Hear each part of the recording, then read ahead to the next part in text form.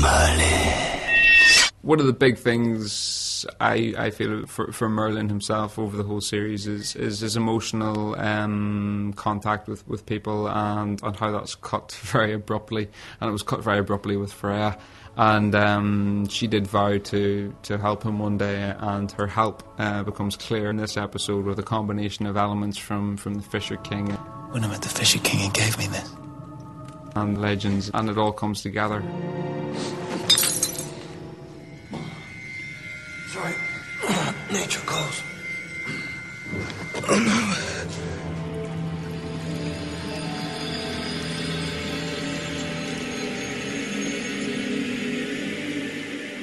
In filming that scene where I'm supposedly looking at her in a puddle, I'm really just looking at an X and someone flicking, lights into my eyes.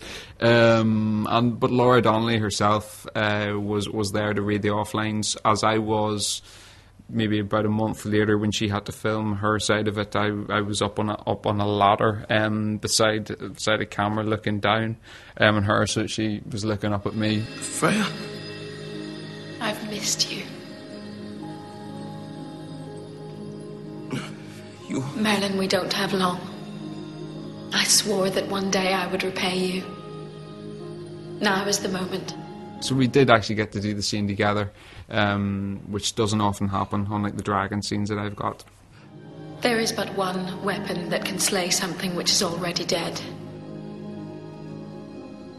a blade forged in the dragon's breath. That weapon lies at the bottom of the Lake of Avalon.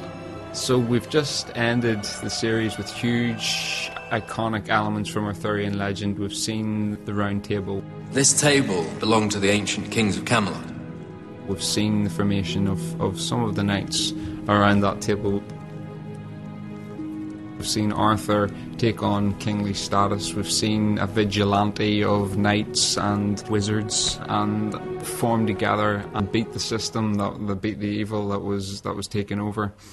And of course, we're left with the final iconic, possibly the most famous image from Arthurian legend of the sword in the stone, which Merlin has been instructed to put it in a place where none can wield it, and that's where he decides to put it, and that's where it will stay until who knows when.